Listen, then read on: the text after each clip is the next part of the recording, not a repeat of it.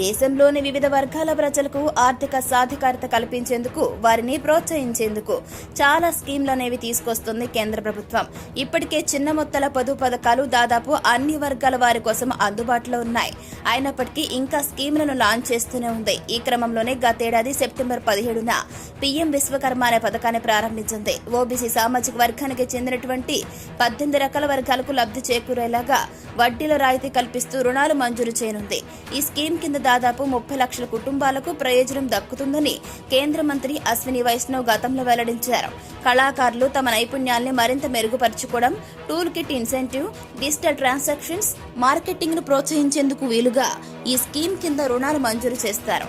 మొదటి విడతలో భాగంగా 5% వడ్డీ రాయితీతో ₹1,00,000 లోన్ ఇస్తారు. ఇది చెల్లించేందుకు 18 నెలల సమయం ఉంటుంది. ఆలోపు ఈ రుణం చెల్లిస్తే గనక రెండో విడతల భాగంగా ₹2,00,000 లోన్ వస్తుంది. ఇక్కడ చెల్లించేందుకు 30 నెలల వరకు సమయం ఇస్తుంది. పలు కుల వృత్తుల వారు చిన్న మధ్య తరహా వ్యాపారాలు చేసుకునేందుకు వీలుగా ఆర్థిక చేయూత అందిస్తుంది. 2023 నుంచి 2028 వరకు 5 ఏళ్లు ఈ స్కీమ్ అమల్లో ఉంటుంది. కేంద్ర ప్రభుత్వ పథకాల నుంచి ఎలాంటి రుణ సదుపాయం పొందని వారికి ఇది వర్తిస్తుంది. ఈ స్కీమ్ లో దరఖాస్తు చేసుకునేందుకు passport size photo, Aadhaar, ration కార్డులు, PAN card, mobile number, email ID, అదేవిధంగా నివాస కుల ధృవీకరణ పత్రాలు, బ్యాంక్ అకౌంట్, పాస్బుక్ వంటివి సమర్పించాల్సి ఉంటుంది.